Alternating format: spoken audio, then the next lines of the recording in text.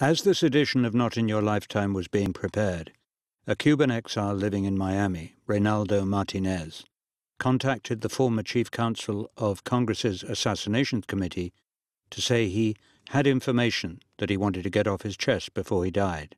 Martinez wanted to talk about a man who was once his closest friend, Herminio Diaz, who had been a committed anti-Castro fighter and, before the revolution, worked in a mafia-run casino in Havana.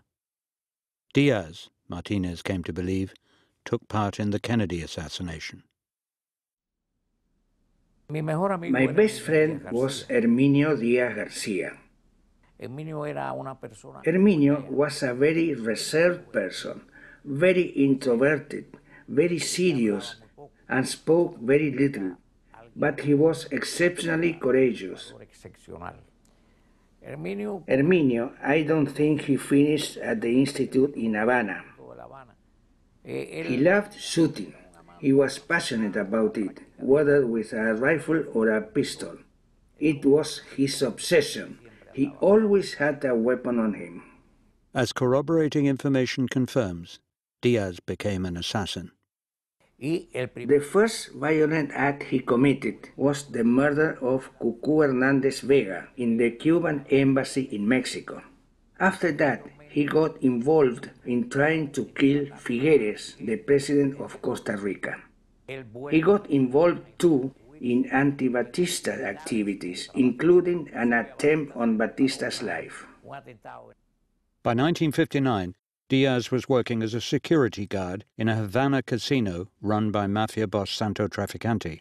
Come the revolution, when Castro placed Traficante under arrest, it was Diaz who fixed his release.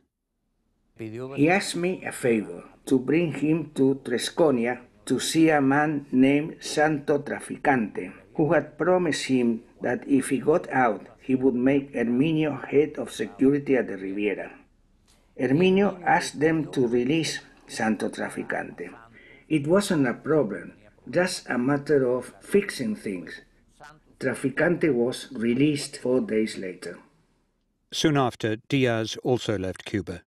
Martinez, who wound up in a Castro prison, never saw his friend alive again. In 1966, news broke that Diaz and a fellow anti-Castro fighter carrying American ID had been killed in a raid on the Cuban coast. The raiders' leader, Antonio Cuesta, was terribly wounded. In prison, still traumatized, he talked with Martinez. I spoke a lot with Tony Cuesta, because, of course, I was sorry about the situation he was in.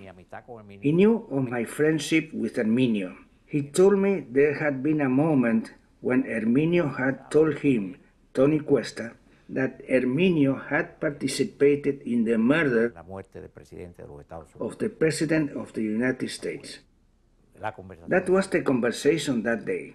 That's all he said? Yes, that's what he said. Didn't you press him for details? No, it was as if he hadn't told me. I accepted it because he told me, and I believed that, in that moment, he wasn't lying to me. But I didn't pressure him to tell me more. Was Herminio professionally capable of doing that?